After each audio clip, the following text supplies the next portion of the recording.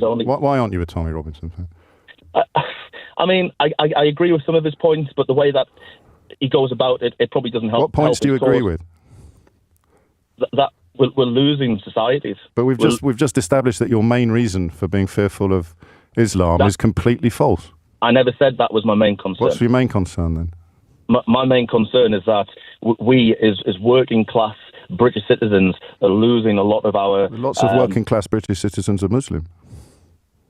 And I haven't said anything against that. You're spinning words. I'm not. I'm just saying, how can you be talking about Muslims? What happens when someone passionately defends British values, but their entire argument unravels the moment it's challenged with facts? In this exchange, James O'Brien asks one simple question, and what follows reveals far more than the caller ever intended. Before we dive into the full story, comment where you're watching from, and don't forget to like and subscribe so you don't miss the next one. All right, James, what would you like to say? I'm delighted that he's back, if I'm honest. I think it gives people another option because, quite frankly, looking at Keir Starmer and Rishi Sunak, I wouldn't really fancy voting for either of them.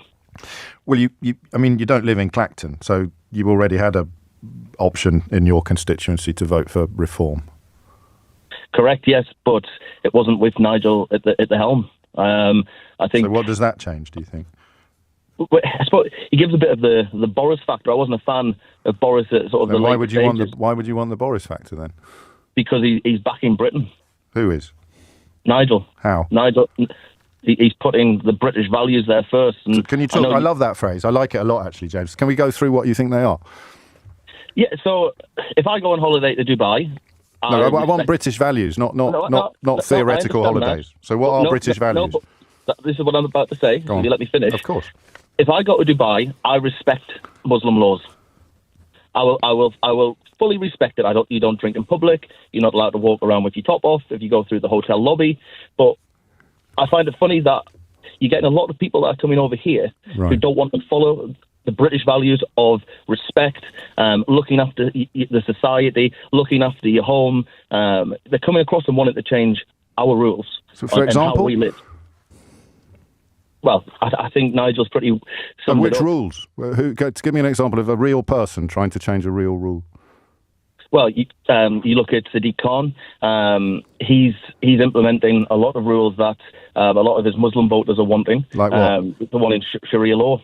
Sorry, Sadiq Khan has introduced Sharia law. No, he would back Sharia law. Where do you get that claim from, mate? He said it. You think Sadiq Khan has said that he wants to introduce Sharia law? He would back it. Okay, what do you think? If that was on the table. What do you think Sharia law is? I'm not going to get into that. You know what Sharia law is. Well, I know that on things like divorces and domestic disputes, some people are happy to have their cleric, if you like, sit in a form of adjudication, but that can't be what you're objecting to. So what is it you think Sadiq Khan has publicly backed that you're troubled by? No, I'm saying that Sadiq Khan would back Sharia law. Yes, but what do you mean by the phrase, in that context, what do you mean by the phrase Sharia law? Because if you're saying that he would back something, I don't know, like chopping people's arms off for shoplifting, then you'd have to be able to provide some evidence, wouldn't you? Okay, well, we'll go back a stage. No, let's just deal with one bit of the conversation at a time. The claim that Sadiq Khan, I mean, all you've talked about is Muslims. So when you say British values, yes, you don't mean freedom of religion. No, anyone can. You don't mean freedom of worship. You don't mean freedom of expression. Absolutely fine. And you don't mean democracy, because Sadiq Khan, of course, is the elected mayor of London 3 times. So what are the British values? Very odd in my opinion. Well, of course it's odd in your opinion, because your opinions are based on falsehoods and misunderstandings.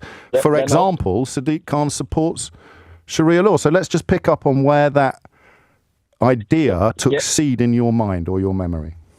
So Sadiq Khan is a Muslim. Yes. So, of course, he would want Sharia law because it acts as a code for living that all Muslims should adhere to. Oh, I see. So you've got so there is absolutely no recorded evidence of Sadiq Khan saying what you're saying. Well, no, he has said... This is what all Muslims believe. Yes, but why? This is a Christian country. But that's freedom of religion, then. but it's not. You can have the right to prayer, but why should we introduce a law? But no one is introducing it. This is the thing that you're going to have to, I guess, either stop saying this or provide some proof.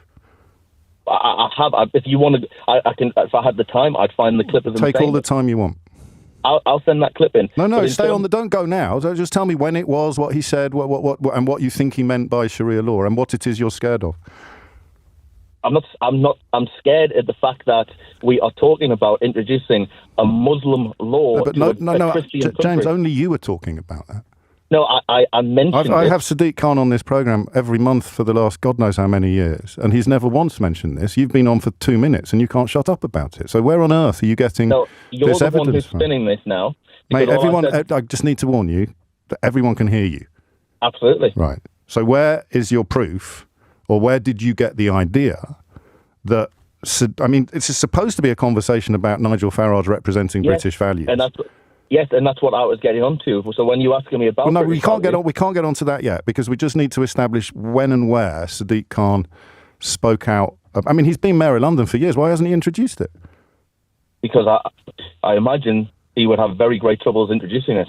Well, that would be one answer to the question. The more obvious one is that he's got absolutely no desire to do so whatsoever, which is the point at which you proved to me that he does. It was a post that was going around social media, which had a quote alongside of Sadiq Khan saying that he quoted that they are trialling the law in 3 of London's boroughs right now. Yeah, and they will roll out in the remaining 30 years. What research did you do into that social media post? It was on the Daily Mail. No, but what checks did you do on it? Well, how can you check something when? Right, do you want me to show you? Okay, you go ahead. Okay, so I'm going to ask you a question, which I promise you isn't patronising. But do you know what Reuters is? Yes, I do. Okay, so an internationally respected news organisation. Yep. So while I've never heard this claim about Sadiq Khan before. I'm 99.999% confident that it's complete rollocks, right? And the only time I ever hear things like this is when people tell me that Nigel Farage defends British values, and I push them for some proof.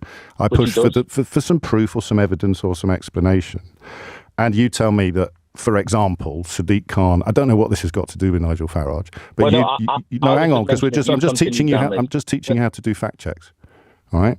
So you tell me that the Mayor of London wants Sharia law to be imposed in London, and you mention a social media meme or quote, and I can find while talking to you, this isn't the BBC, I've done it all myself while talking to you. In fact, people watching on YouTube will be able to watch the process of me just simply Googling a few of the words you've said in this conversation. And up pops Reuters from July the 1st, 2020, saying, fact check, the Mayor of London did not say Sharia law is being imposed in London. Let me read some of it to you. Social media users are sharing a quote attributed to the Mayor of London, Sadiq Khan, implying that Sharia law is being implemented in London. This claim is false. The Mayor of London's press office has confirmed that the quote, which misspells Sharia, is fabricated. Posts showing the quote alongside a picture of Khan have hundreds of shares on Facebook, including you, I imagine, right? The quote attributed to Khan reads, "We are trialling Sharia law in 3 of London's boroughs right now. We will then roll it out in the remaining 30 next year." Correct. I mean, it's illiterate, James. What? So you're saying that was on Reuters that was proved to be wrong? And it's false. Okay, well, I'll do what politicians can't do and accept that. But look how much you've built on it. But equally, that still doesn't change my opinion of that. When you're asking me about the British values, there still is a lot of talk about Sharia law. Right. Well, there's a lot of talk about, I don't know, anti-vax rhetoric. Correct. There's a lot of talk about lots of things. That's freedom of speech, isn't it? It is freedom of speech. But you're not opposed to freedom of speech because you're in favour of British values. Absolutely. But not all speech should be free. No, there's a difference. Freedom of speech seems to be one-sided, very one-sided. Okay, so who doesn't have freedom of speech then? I'd probably say the white working class man. What do you want to say that you can't say? You can say it to me, I promise. I'll protect you. Okay, but what I'm saying is, how do you know that I'm white? You've just assumed that there. Okay, are you? I am, yes. But Okay. Well, let's carry on then. What's the thing you can't say that you wish you could? No, what I'm saying is, when you're on about British values... No, that was you. I'm just waiting for you to tell me what they are. I'm not going on about them. No, but you were asking me, and then you're saying in terms of how it's not sort of getting out there and freedom of speech. But how come? And I'm not a Tommy Robinson fan, but the media was reporting that there was only... Why aren't you a Tommy Robinson fan? I mean, I agree with some of his points, but the way that he goes about it, it probably doesn't help. What points do you agree with? That we're losing societies. But we've just established that your main reason for being fearful of Islam is completely false. I never said that was my main concern. What's your main concern then? My main concern is that we, as working class British citizens, are losing a lot of our... Lots of working class British citizens are Muslim.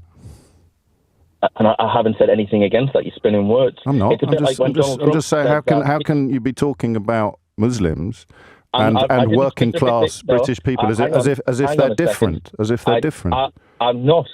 Right. So what is the stuff you agree with Tommy Robinson about then? And I do want you to say the stuff you feel that white working class people aren't allowed to say. What sort of thing are we talking about here? So I'll go back to earlier what you were saying about the boats coming across and what Nigel Farage has been saying. No, I want you to tell me what you think you can't say. I'm leading on to that. If you'd let me finish. So, it's 11:33. I do want to talk to you for a bit longer, but just move on to it as quickly as you can, James. No, absolutely. So, thank you. Tommy Robinson, he's obviously up there agreeing that we're allowing too many illegal immigrants into the country. We're allowing an army of men to come across. Right. There's no who's not allowed to say that then? People get branded different things if you say that.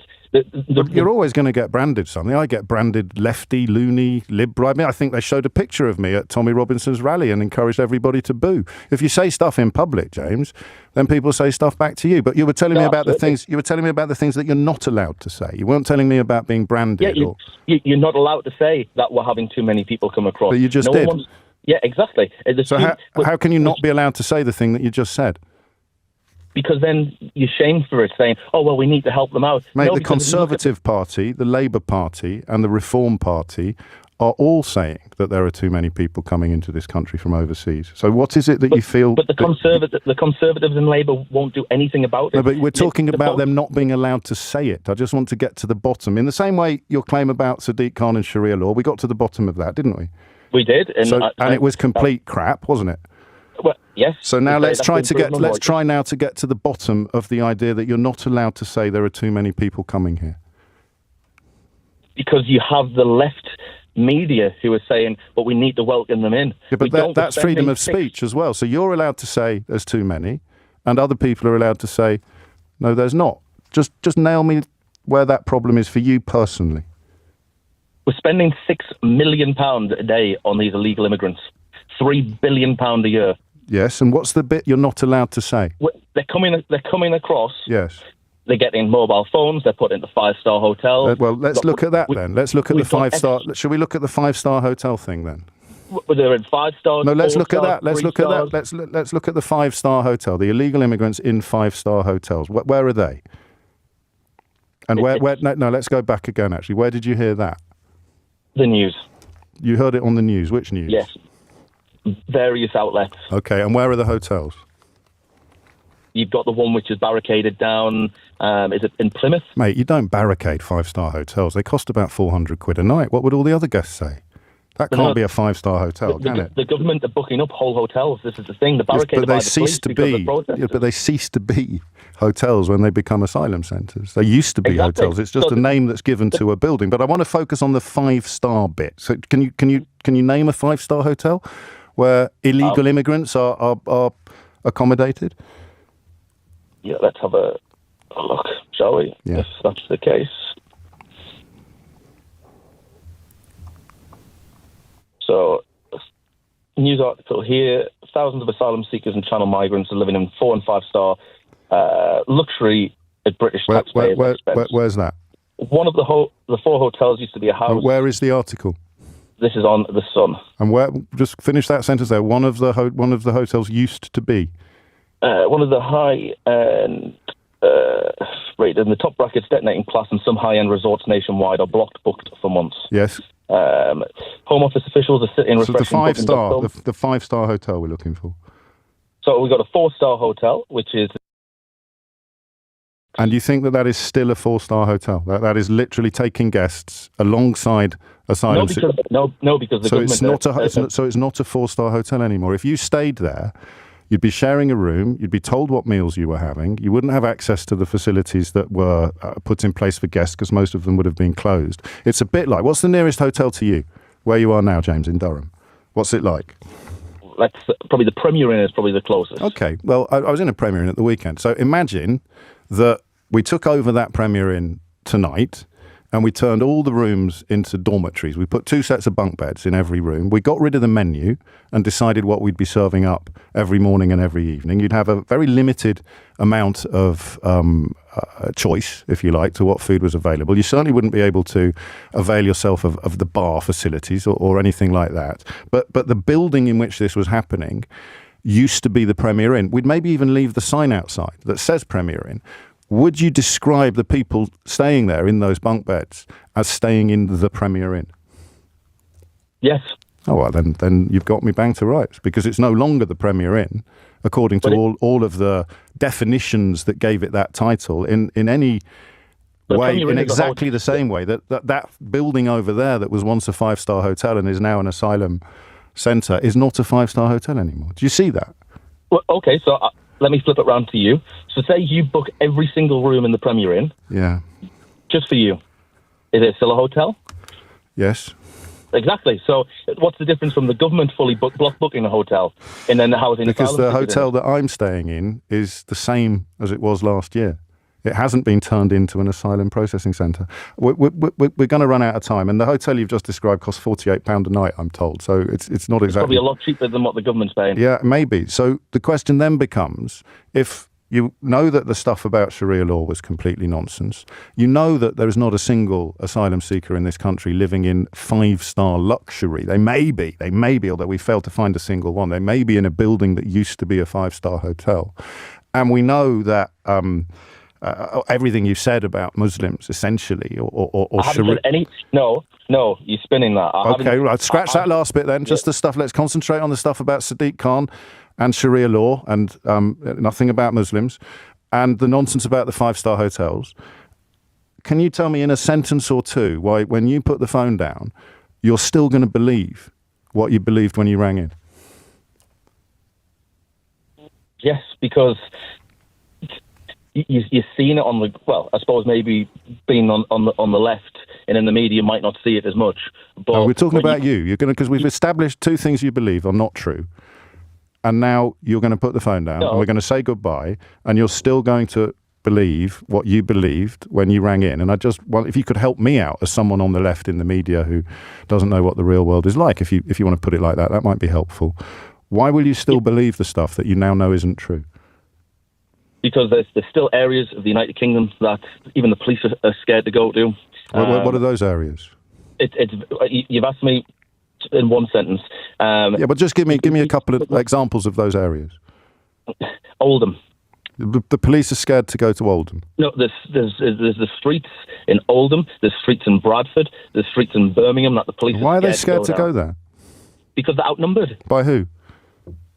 The people that live there. The police are outnumbered by the people who live everywhere, James. On your street, the police are outnumbered by the people who live there. So who do you mean when you say the police are outnumbered? But who are they outnumbered by? The foreigners that live there. The foreigners that live there? Yes. How do you know they're foreign? I mean, don't play that. You know they are. It's these areas where they've been swamped. They're not British anymore. They don't follow the British values. And this is the thing. And we're back to where we started. What were the British values that aren't being followed? And everything you said turned out to be false. But you're going to go away convinced that these tropes, these lies, these racist stereotypes are all true. But I've got to go to the news. Thank you. They're not stereotypes. No. They're all, yeah, you've got the proof that they're true, but it goes to a different... What made this exchange so revealing wasn't just that the caller got the facts wrong. It was what happened after those claims were completely dismantled. Even when shown clear evidence, he admitted it didn't change his opinion. That's the real story here. Once a political narrative is built on emotion rather than evidence, correcting the facts often isn't enough. James O'Brien wasn't simply challenging one caller, he was exposing how misinformation spreads, how repeated claims can start to feel true, and why slogans about British values deserve closer scrutiny. In today's political climate, asking for evidence isn't an attack, it's a necessity. And that's the lesson many people will take away from this debate.